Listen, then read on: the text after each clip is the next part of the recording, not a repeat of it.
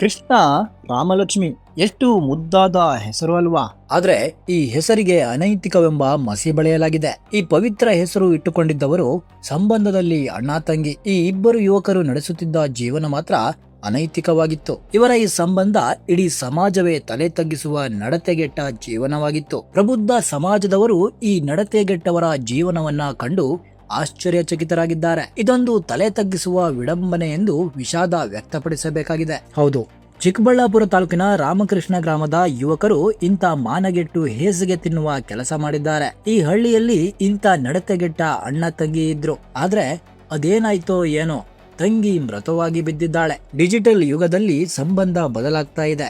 ಬದಲಾದ ಕಾಲಘಟ್ಟದಲ್ಲಿ ಪವಿತ್ರ ಸಂಬಂಧಗಳಿಗೆ ಬೆಲೆ ಉಳಿದಿಲ್ಲ ಬಿಡಿ. ಅಲ್ರಿ, ಅಣ್ಣ ತಂಗಿ ನಡುವೆ ಅದೆಂತ ಪವಿತ್ರ ಬಾಂಧವ್ಯ ಇರುತ್ತೆ. ಒಂದೇ ಪರಿವಾರದ ರಕ್ತ ಹಂಚಿಕೊಂಡು ಹುಟ್ಟಿ ಬಂದ ಚಿಕ್ಕಪ್ಪ ದೊಡ್ಡಪ್ಪನ ಮಕ್ಕಳು ಹೀಗೆ ದೇಹದ ಸುಖಕ್ಕಾಗಿ ಸಂಬಂಧಗಳಿಗೆ ಕಿಮ್ಮತ್ತು ಕೊಡದಂತ ಕಾಮದಾಟ ಇಲ್ಲಿ ನಡೆದು ಬಿಟ್ಟಿದೆ. ಈ ಘಟನೆಯನ್ನ ನೋಡಿದ್ರೆ ಸನಾತನ ಭಾರತೀಯರಲ್ಲಿ ನಡತೆ ಹಾಗೂ ಪವಿತ್ರ ಸಂಬಂಧಗಳ ಬೆಸುಗೆ ನಿಧಾನ ಪಾಶ್ಚಿಮಾತ್ಯರ ದಾರಿಯಲ್ಲಿ ಸಾಗುತ್ತಾ ಜೋಳಾಗಿ ಪರಿವರ್ತನೆಯಾಗುತ್ತಿದೆ ಎಂದು ಅನಿಸುತ್ತೆ. ರಾಮಕೃಷ್ಣ ಎಂಬುವರ ಮಗ ಕೃಷ್ಣ ಹಾಗೂ ಇದೇ ಊರಿನ ರಮಣಪ್ಪ ಎಂಬುವರ ಮಗಳು ಲಕ್ಷ್ಮಿ ಸಂಬಂಧದಲ್ಲಿ ಅಣ್ಣ ತಂಗಿ.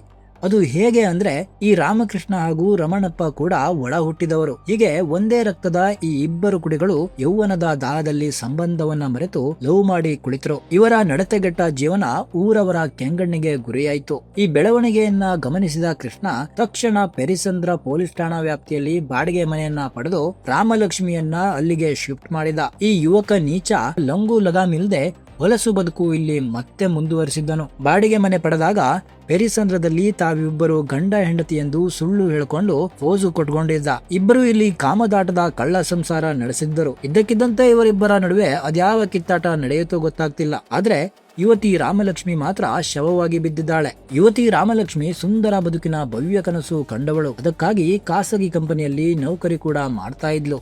ಇದ್ದಕ್ಕಿದ್ದ ಹಾಗೆ ಈಕೆ ಶವವಾಗಿ ಬಿದ್ದುದನ್ನ ನೋಡಿದ್ರೆ ಈಕೆಯ ಸಾವಿನ ಹಿಂದೆ ಆತ್ಮಹತ್ಯೆಯ ಗುಮ್ಮ ಇದೆಯೋ ಅಥವಾ ಈಕೆಯ ಕೊಲೆಯಾಗಿದೆಯೋ ಎಂಬುವ ಸಂಶಯದ ಸುಳಿ ಈಗ ಹುಟ್ಟಿಕೊಂಡಿದೆ. ರಾಮಲಕ್ಷ್ಮಿಯ ಸಾವಿನ ವಿಷಯ ತಿಳಿದ ಕ್ಷಣ ಕಾಮಿಕೃಷ್ಣ ಊರು ಬಿಟ್ಟು ಓಡಿ ಹೋಗಿದ್ದಾನೆ. ಪೆರೇಸಂದ್ರದ ಪೊಲೀಸರು ಪ್ರಕರಣ ದಾಖಲಿಸಿಕೊಂಡಿದ್ದಾರೆ. ಈಗ ನೀವೇ ಹೇಳಿ ವೀಕ್ಷಕರೇ, ಇದೊಂದು ಪವಿತ್ರ ಸಂಬಂಧಗಳ ಕಗ್ಗೋಲೆ ಅಲ್ವಾ? ಅಣ್ಣ ತಂಗಿಯ ಸಂಬಂಧ ಮಾತ್ರ ಕಾಮದಾಟದ ದುರಂತ ಕಥೆಯಾಗಿ ಅಂತ್ಯಗೊಂಡಿದೆ. ವಿಶ್ವಪ್ಲಸ್ ಟಿವಿ, ಚಿಕ್ಕಬಳ್ಳಾಪುರ.